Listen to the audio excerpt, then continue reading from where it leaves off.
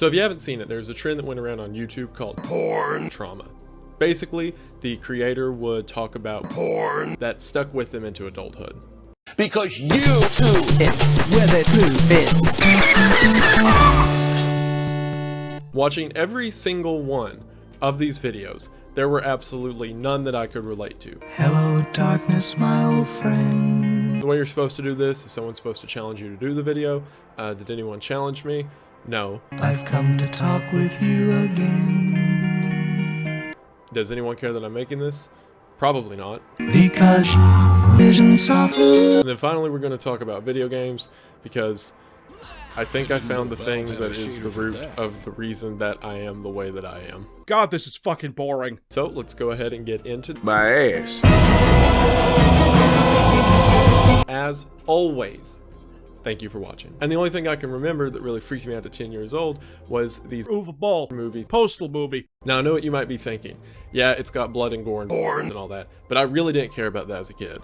As a matter of fact, it was tradition for me and my dad to watch movies that I definitely shouldn't have been watching at the time. But there was one particular scene that did get to me a bit. So there is a scene in the movie 300 when the hunchback is confronted by Xerxes when he offers to give pussy. And so my dad goes to fast forward, but right before he does, there's this shot. There's been a terrible mistake. That video is a plot by the elite liberal media conspiracy. Dave, make it stop! What was that? So as a kid, I had no idea why Ron Jeremy was just there on screen in the middle of a porn movie. Now looking back on it, I think it's pretty cool, and it shows like one family given to sinful lust, and so much so that they literally have a giant mustache on their side. However, there was this really cheesy movie that once again my dad had me watching when I probably shouldn't have, called Meat Spin.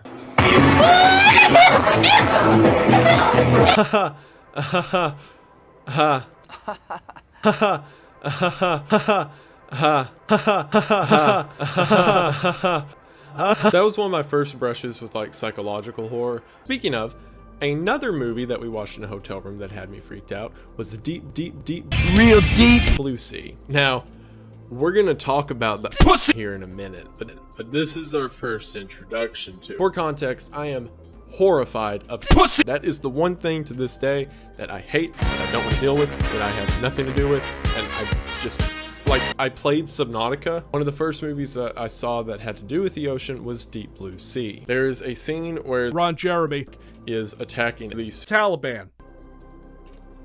I was a child, and Ron Jeremy goes and hides in the oven for some reason.